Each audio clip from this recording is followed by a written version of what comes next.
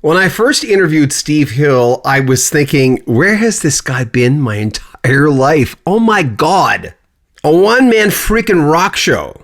An amazing guitarist. What a singer. This guy plays guitar like a chainsaw in a hurricane. Get the freak out of my way. He's almost finished a cross-Canada tour.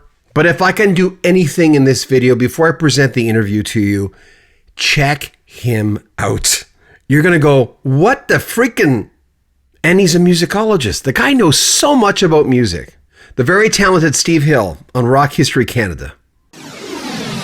What was the bug that said, I want to do that? Well, I've always been into music, but I never thought I could become a musician. There was no musicians in my family, and I didn't even know they had electric guitars in my hometown growing up. I thought they had that in the big cities. No, where was that? Where was that? Three Rivers. It's like right in between Montreal and Quebec City. And then when I was like in sixth grade, I met this guy. He had a red Stratocaster copy, and he brought it to school, and we started hanging out. He's still a good friend, and his neighbor had a drum kit, and I started hanging out with these guys, and we did have a piano back home, so I started playing piano a little bit, and then I heard Hendrix, and I was like, that's what I want to do. I don't really care about the piano. I want to play guitar from now on. And I got into guitar playing when I was 13, got my first band about like a year later. We were playing bars when I was 16. By the time I was 18, I was like in 3 different bands. And some guy called Bob Harrison, who was sort of this legendary figure on the Quebec blues scene. He had been the drummer in the greatest Quebecois band ever, Offenbach. They were such a great band in the 70s and 80s, and they were huge. And he had been the drummer, and then he left that band to start a blues band. And he heard me play, and I got an audition, and I got the gig, So, like, I'm 18, and all of a sudden, I'm playing 100 shows a year, and I get to hang out with Albert Collins. A month later, I get to meet Buddy Guy, I get to play with all of these guys. I got to play because, like anytime somebody from the States would come to Montreal, we'd be opening for these guys or we'd be the backup band. So I got to meet a lot of my heroes like this. And I just never stopped. And at some point, I guess after doing that, after being a guitar player and then a singer also for like 20 years, it got kind of hard to make a living. And I never learned how to do anything else. So I became a one-man band. And it gave this new kick to my career. And I put out an album. My first album as a one-man band came out in 2012, Solo Recordings Volume 1. Got a Juno nomination. And then the year after, I released Volume 2, and this one won the Juno. That was like 10 years ago. 7 Maple Blues Awards, really put me back on the map. And, I thought I'd do the one-man band thing for about a year because I was broke, but then, it just, it sold more than anything that I had done before. And I just kept at it. And the last album I released, Hanging on a String, came out 3 months ago, and it was recorded live in the studio at Dave Grohl's studio as a one-man band, and I'm still on tour as a one-man band. I play with a band now and then, but to me, I think it's really important to have your own sound and your own thing, and I achieve that as a one-man band. So that's my sound. That's what I love to do, and it's very hard physically. I'm just back from the chiropractor that I see every week. I got a team working on my back, but I still, it's a challenge every night I play, but it's great. It's like sports and music mixed together. What is it about Hendrix that people still talk about and he's still way up here? Well, I mean, he was a complete original. And you can hear the influences. He's got influences that other rock guitar players don't have, from being, playing on the Chitlin circuit for years, backing up these R&B bands. So you had this amazing rhythm guitar playing going on, which is not something that, I mean, I love Eric Clapton and I love all of these guys, but they don't have those rhythm chops like Hendrix had. Hendrix had that funk before funk. He had soul. He had that R&B thing down. He could really play the blues, and then he dropped acid and came up with all these other things, that was like all this psychedelic thing. It had never been done before. You can hear it. To me, the first psychedelic track that I've heard, and it could be the first one, is off of East West by the Paul Butterfield Blues Band, and it's the track East West with Mike Bloomfield on guitar. This is like pre-Grateful Dead, and you can really hear where they got it from. But Hendrix is just something completely different. It's science fiction. Like I'm doing a tour right now. On top of the tour that I'm doing the Hanging on a String tour, which is my new album and the one-man band tour. But I'm doing 14 shows in Quebec where I'm playing Hendrix with a trio, and doing the big theaters here. Doing like playing for 600 people a night, 800, and it's just awesome. And I open for that show as a one-man band. So basically, I'm playing two and a half hours a night, and it's so much fun. And I try to, you have to play the hits, but there's a lot of obscure stuff, but there's stuff that is just not possible to play. Like I was doing an interview last week, and so the guy was asking me, like, what's the most impressive Hendrix song to you? And I'm like, it's the third side off of Electric Ladyland. He does Rainy Day Dream Away, and then it's 1983, A Merman I Should Turn to Be, and then it's Still Raining, Still Dreaming. And it's just one complete side of music.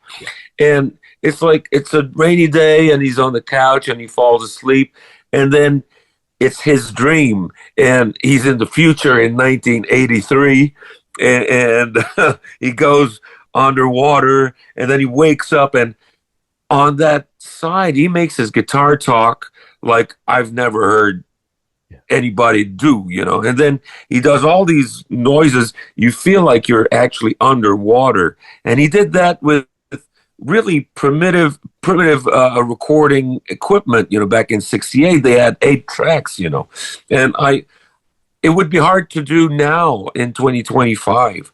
And he did that at like 25 years old in 1968, and I'm still blown away by it. And the best performance I've ever heard on a record is Voodoo Child from Electric Ladyland, not the version with the wah-wah that everybody knows, but the blues version, which is like 15 minutes long. It's got Steve Winwood on B3, and which I opened for Steve Winwood at some point, and I hung out with him, and he was like the most down-to-earth guy you can imagine. No star attitude. He watched the whole show from the side of the stage, then came to my dressing room, and we were just talking, just like this, And I've opened for a lot of people. Most of them have an ego. This guy he was just about the music, So yeah, Hendrix, we still talk about him because he's unique, We'll still talk about Hendrix in 200 years, just like we still talk about Mozart. It's the same. With the new album, your bio talks about, well, let's start with your bio states, and the album starts, woke up in a house on fire. That happened in Calgary. No. Yeah. I was touring I was touring Western Canada 2 years ago, and I finished the tour, and I'm leaving early the next day, and we were playing Red Deer the night before, so I'm staying at my tour manager's place, and I'm in the basement, and I'm dreaming of barbecue, and I'm like, wow, nice, man, he's cooking some barbecue. I love barbecue. And then I open my eyes, and the basement is full of smoke, and the house was on fire. So I woke him up. We got out of there, and then my buddy Ray Limley was coming to pick me up to bring me to the airport, and I always do a post, when I'm after a tour, I sit, just before we take off, I do a little post on Facebook, and I woke up in a house on fire, just did 10 shows in 11 days. I'm going home. And my buddy, that's a long story, but my buddy Brian Loudenschlager, who's got a microphone company out in California called Loughton Audio, he just happened he was at 606, Studio 606, with engineer Daryl Thorpe. That's 10-time Grammy winner Daryl Thorpe. And we've worked together in the past. Brian would hire me to do demos, like we did the NAMM show.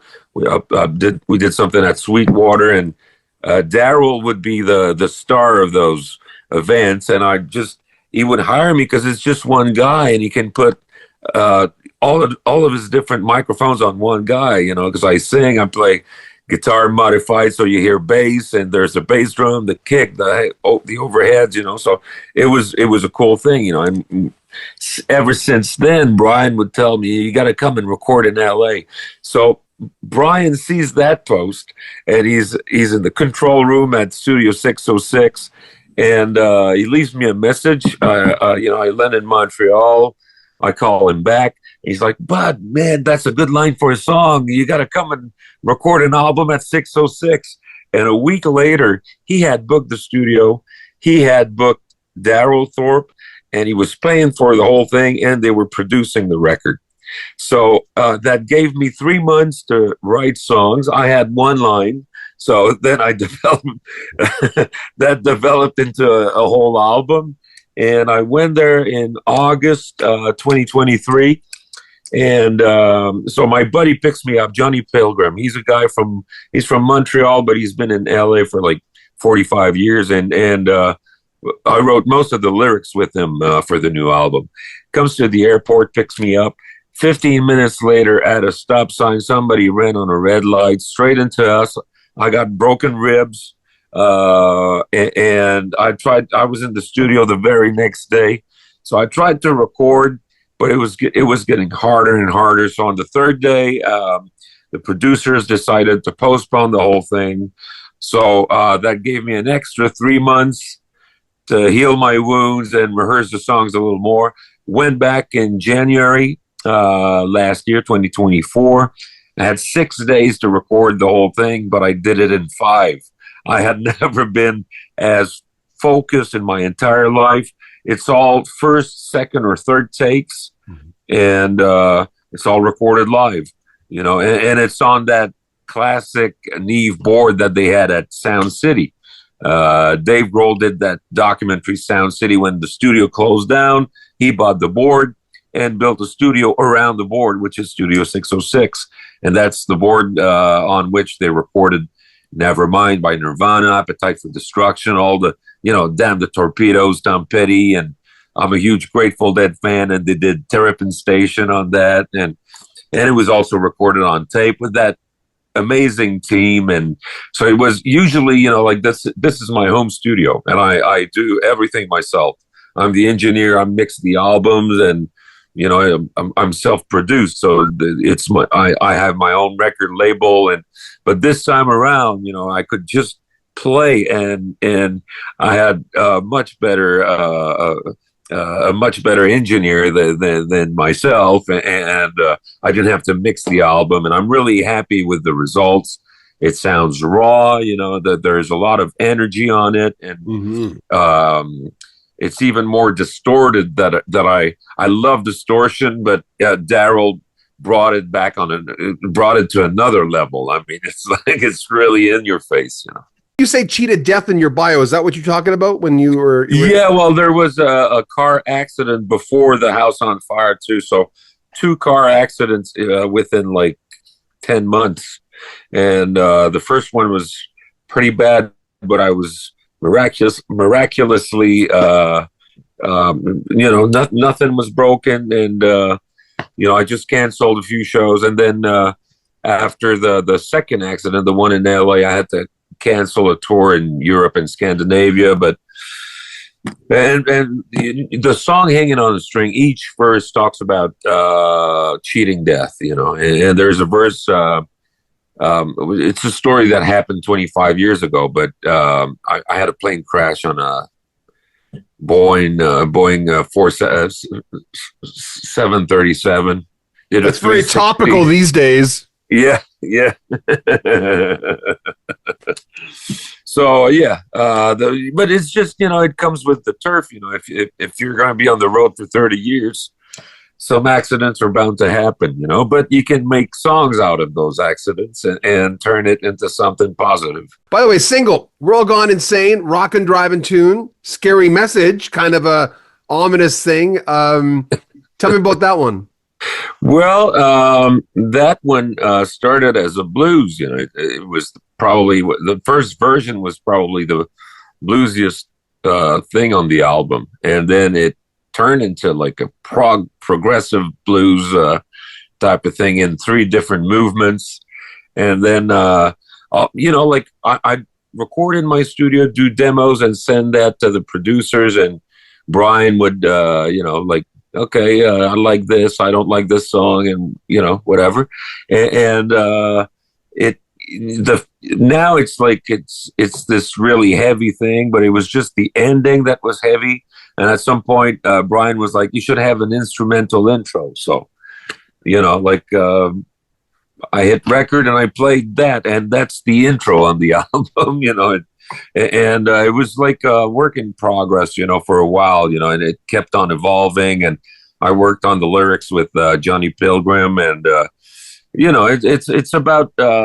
it's about social media and the abstract truth, and like, you don't know what's true anymore. You don't know, like, it's a weird, you know what's going on in the world right now. So it was before the American election when we wrote that, but I guess we could see what was coming, You did. I remember when I was reading the Danny Sugarman book on the Doors.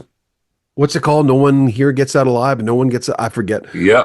I went through the albums because, I'm a child of the 70s. I'm in 75. I was 15 years old. So the Doors was before my time, even though through osmosis you hear all the hits, but you don't hear the album tracks necessarily. So I was going through, and by the way, by the time I got to Strange Days, one of the songs that stood out was that last song on the album, which you covered. Oh, yeah. Tell me about, and by the way, you seem like a real historian, which I like. And another thing before you answer, don't want to dilute this question. You name people's last names, which I wish more people would do. You give credit to a lot of people. That's very you let them in the room with you here in this conversation. Yeah. That's I feel like I have to do that, and it's just a natural thing to do. By the way, the having that song when the music's over on the record was not my idea at all. It was Brian Laudenschlager's idea, and but I've been a fan of the Doors, since I was like 14 years old. And in fact, with my first band, we'd play a bunch of Doors songs. I don't think we ever played this one, but Brian told me you should try this one, and I guess he heard something. He heard a track that was on Solo Recordings Volume 1, and the vocal reminded him of Jim Morrison, and then he just, I don't know, it popped into his head, and I, at first I was like, oh, okay, I'll try it, because like usually I'm the producer, and having a producer this time around, I really wanted to just be the artist, and if they tell me something, I listen to them and I try it, and it was a fun experiment, and so I listened to it, what I hadn't done in years, but I listened to it once.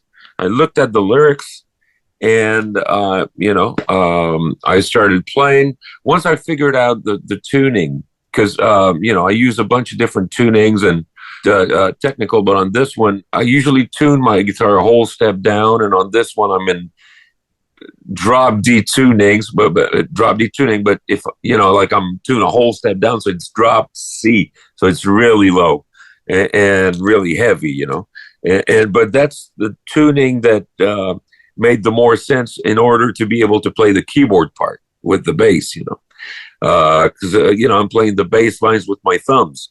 So I got to figure out ways, you know. Sometimes you got to tune the whole guitar completely, you know. But once I figured out the tuning, I just, you know, I pressed record and I started jamming, and I did 2 takes, and I listened to it, and I put the vocal on, and I sent, and I was like, I was kind of amazed that it worked that well, like right away. You know, I didn't have to work really hard at it, you know. And I sent it to Brian, and he was like, "Wow, man, this is on the record." And when we recorded it, you know, I had just done the demo. I had never played it live, and in the studio I did 2 takes, and we had a camera crew there the whole time, 2 guys filming everything. And one of the guys told me after the my 2 takes, he was like, "Man, you must have played this one a lot live, you know." And I'm like, "No, man, this is actually the 4th time I'm playing it." But it was so natural, and it really worked really well. And I love it. Yeah, me too. I'm really happy with it. And, you know, like there's backwards guitar in the beginning and noises at the end.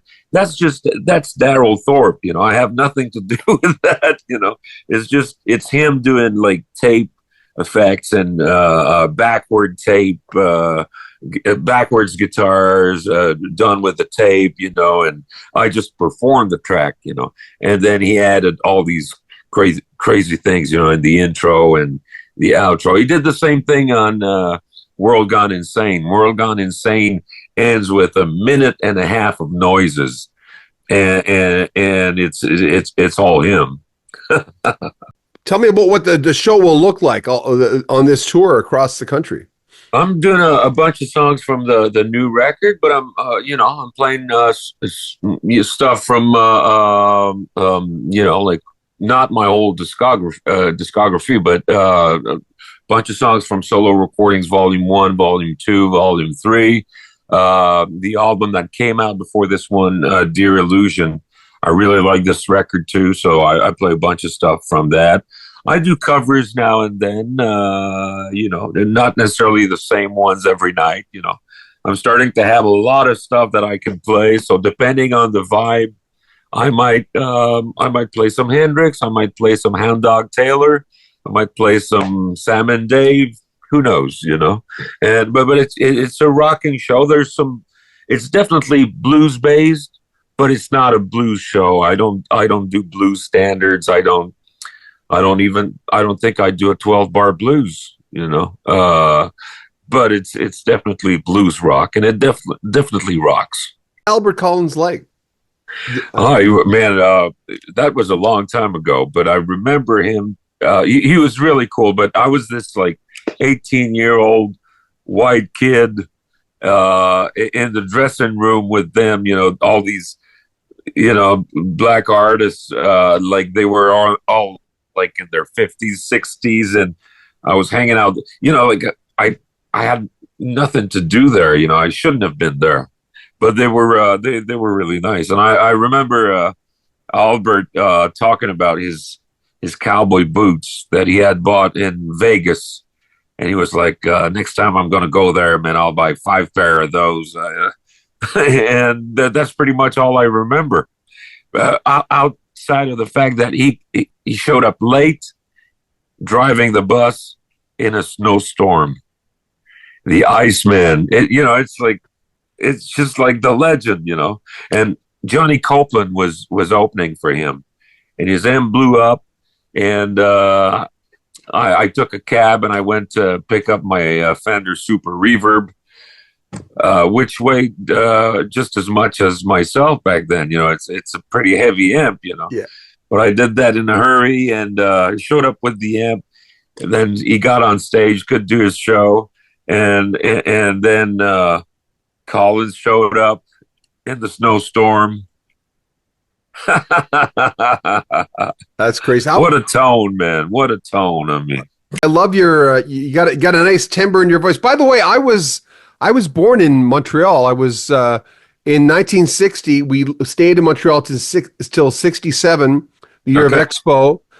We lived in Verdun. We had no money, so we lived in Verdun. And what's Verdun like now? Is it not good? It seems to be the same. I haven't been in a while. I actually moved out of the city 8 years ago because it's just too expensive. Yeah.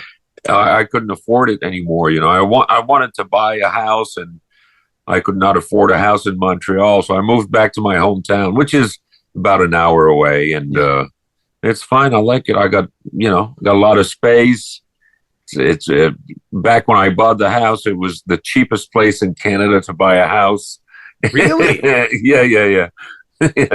So I got this killer deal. I got an old neighbor who complains about the noise, but that's life. I do. I have to agree. I'm pretty noisy. Through the years, you talk to musicians that you really admired because of their independence, as they say. The piano players, Bruce Hornsby was a big guy like that. I remember he would practice 10 hours a day. It was insane when his twins, who are now adults, were just kids, which is the last time I talked to him. But he would tell me about this thing, independence. And he would say something about the music industry, which you might be able to relate to because so many artists can't. He says, you get into the right sport, you're guaranteed. Unless you get injured, you're guaranteed you're going to make a lot of money. Music, just because you're like the best guitar player in town or in the village, doesn't mean anything. Have you been a historian? You're kind of a music historian. I'm a nerd. You know your stuff. Yeah. I know my stuff in comic books too. Yeah. I collect comics, and I wanted to be a comic book artist, and then I started playing music, but I'm still I'm real into comics and music and the whole history of it, and and the technical side of it. This is my studio. Yeah. See this old Ampex there? That's that's what they used at Sun Records. The old Elvis records, and oh my God. I got these old Altex. That's what they had at Motown, and no kidding. Yeah, I'm into vintage gear, and these are my amps. So this is cool. You can see a bunch of old Fenders from the 50s, and I'm into old microphones too. This is an old Marconi. That's the mic that they used at the BBC in the Second World War, and it sounds fat like you wouldn't believe. So yeah, I love history, and I like to know where stuff comes from. I think it's really important. If you know your history, you can know a bit more about the future, I guess, or about the present. Who's the guy from Harmonia? That's Fiori. Yeah, I talked to him maybe 3 years ago when they re-released everything from Harmonia, and he looks at me and he says, well, most musicians who live next door to people never make it. You know that. He says the chances are, because most musicians who play an instrument never get to where you're at or whatever. I lived my last couple of years in Montreal. I was on the South Shore, and Serge was living a couple of blocks from my place, and I'd see him often, and what a guy! That guy! I mean, one of the albums I still listen to the most is the second Harmonium record. And to me, it's up there with anything. The Beatles, the Stones, whatever, is just as good. That guy, man, wow. And even if he only had done that one record, it's called Si on avait besoin d'une cinquième saison. And it's just as good as anything I've heard in my entire life. We still listen to it every Sunday morning, me and my girlfriend. When I talked to him, I said, I just talked to the guys in Klaatu, and I told Serge, I said, talking to John Woloschuk, who doesn't have a phone, doesn't have a set of phones. They came on screen, but John wouldn't, and John was a big part of that. And I told Serge, I says, I'm going to tell you something. You tell me if I'm wrong. John was burnt out after Klaatu. He was just burnt. He just felt he put everything on that was it. He had nothing left. And I asked him that, and John says, yeah, that's pretty much what happened to me. I had nothing left. I mean, that's maybe a decision I made, because sometimes we say things and words turn into things that we aren't necessarily true. Yeah. I told the Serge, I said, with Harmonium, That's how I looked at you. And he says, that's exactly how I was. Yeah. I left everything on the... After Leptad, their third album, he did another record, and then I don't think he released anything for like, or one album in 35 years or 40 years. He just put everything in these 3 records. What are your albums? I know in your bio it talks about concept, and appropriately so.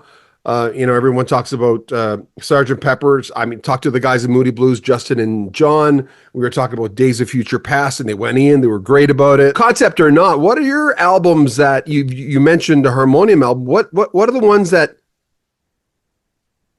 were up here? What was the first album you ever bought? I'm kind of curious. I don't remember if it's Born in the USA or Reckless by Bryan Adams. But I was 10, and it's one of these 2 records. I bought these 2 records when I was 10, and then I got into Pink Floyd and Yes when I was like 11, and I still have the same LPs that I bought at Sam the Record Man in 1986. And lately I've been listening to Pink Floyd a lot. Well, with Yes, was it 90210? Was that like... No, it was Fragile and Close to the Edge. You went to the Bruford stuff. That was great. Yeah. I was really into that, and I'm still a huge fan. Like every year, for about 2 or 3 weeks, I listen to Yes. And I really like what they did. I love Pink Floyd. Lately, the album that I've been listening to the most for the past couple of months is Animals. And underrated, very underrated. Yeah, killer record. I got into the Grateful Dead about 10 years ago. I finally got it, and the album that really did it for me was Europe '72. And to me, it's a perfect record. Lately, for the past month, I've been listening to Thin Lizzy, the album Black Rose, which has Gary Moore on guitar, and I guess I listen to it 5 or 6 times a day. I run into a lot of people, may he rest in peace. A lot of people, even when he was doing the acoustic stuff, when I was programming New Age, I would go, how can I play Gary Moore? And one of the fans says, you can play all this like solo stuff. This is great stuff. And, which is not what he's known for, but. Yeah. But it just never ends, Like if I'm going to, the Robert Johnson record, King of the Delta Blues Singers. I bought that when I was 15, and I went through like 3 or 4 copies. 15? Yeah. Wow. Yeah, and I was the only guy in my town listening to that, but there was something there, and still, like 35 years later, I listen to that stuff, and it's just one guy playing, and I still hear stuff that I hadn't heard before. It's got depth, like it's incredible. It's incredible music, that record. Other classic records. Sometimes I'm into jazz. I really like In a Silent Way by Miles Davis. That's an album that for years I'd listen to it once a day. It's just a killer record to put in the morning. It's just 2 tracks, 2 sides, just 1 chord, and what do you think about a guy like Miles? I mean, there's so many guys in music. He's like the quintessential guy who would pick players. He would just cherry pick like these greatest. Like what is it that makes someone be able to do that? That takes talent. That's a talent in itself. Being able to surround yourself by by not only great musicians, but great musicians that will work together and elevate the music, and make you better. And he always did that. He was a killer player, killer composer, but that might have been his best quality, and discovering like the new cats and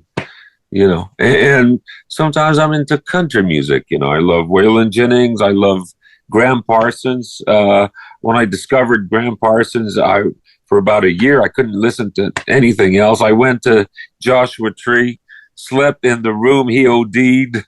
So it just never ends, you know, like there's so much stuff to listen to. Yeah, and even, you know, like my favorite period in music would be like from 66 to 75, or I don't know, 64 to 74, late 60s, early 70s. Why do you think that resonates? Well, with you so I much? think, you know, it happens in a bunch of different fields, you know, like in comics, it's the same thing. You know, like the 60s, you get Jack Kirby and Stan Lee inventing all the Marvel universe.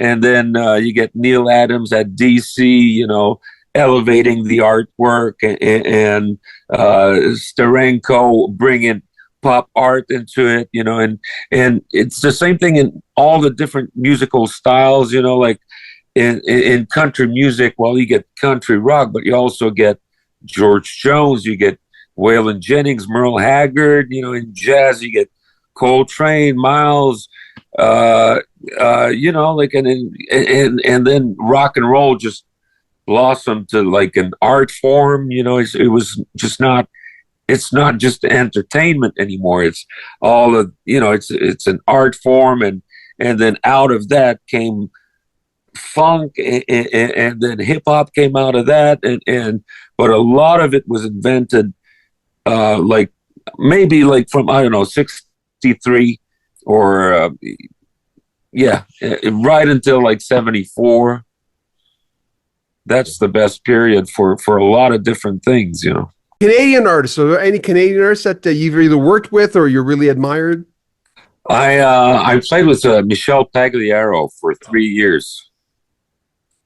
If you go to YouTube and you go to his page, most of the songs are from what was a DVD that came out 20 years ago. The DVD was called Live in Quebec, and that's me on guitar. And the band was my band, my old buddies. It was us three and Pag. And I learned a lot from Pag, you know, and he's still an amazing singer. He's got these killer songs that, you know, like they're classics in English, in French. Yeah. He's the only guy like that. So Pag is, he was a mentor for me, huge influence. Jeff Healey, when I started playing, he didn't even have an album yet, but he had the video for See the Light playing on Much Music, and I saw that, and I was just starting out, and I was into blues rock, you know, and I see this guy, and I went, wow. And then when the album came out, I bought it. First show live that I saw, first real concert, was Jeff Healey, the See the Light tour. Rush, huge Rush fan. Any Rush albums that stand out? Yeah. When I was a kid, when I got into Rush, when I was like 11 or 12, Moving Pictures was the album. But lately, like last year, I really got into Farewell to Kings. And like 5 years ago, I was on tour in the UK, and I bought Hemispheres. I found a really nice copy, you know, like for $5, £5, you know, and so I listened to this one a lot when I came back, and then bought 2112, which I knew back in the day, but you know, like I was into Rush when I was like really, really young, and then the last couple of years I really got to know more about their music, and right around the time that I went to LA to record the album, I was, for a month, I was listening to Rush only. And I remember on the third day in the studio, the day that I recorded World Gone Insane and Show Ya, I did these two songs on the same day, and came back home, and I was so excited, and I listened to Rush all night, and I couldn't sleep. So I just spent the whole night listening to Rush records. And the next day, I only recorded one song the next day because I listened to Rush, the whole night. I talked to Terry Brown maybe 5 months ago. I worked with Terry Brown. I recorded something for PAG with Terry Brown. I got to hang out with him. Very nice guy. To you, what was Terry Brown like to you? Oh, he was a gentleman. Such a sweet guy. Just like I was talking about Steve Winwood. Same thing. No ego. Just a regular guy trying to do the best he can, and that's it, and that's what it should be. Played with Randy Bachman. What was he like? It was fun, man. He was really down to earth. Nothing complicated, we even played one of my songs, and I got to play American Woman, You Ain't Seen Nothing Yet, like it was awesome. Well, see, I always say you get in those rooms, you play with those people, because you do the work. Remember, make sure you comment on our videos, subscribe to our channel, and share our videos. We'd appreciate that. Like them. Makes a big difference on the algorithm.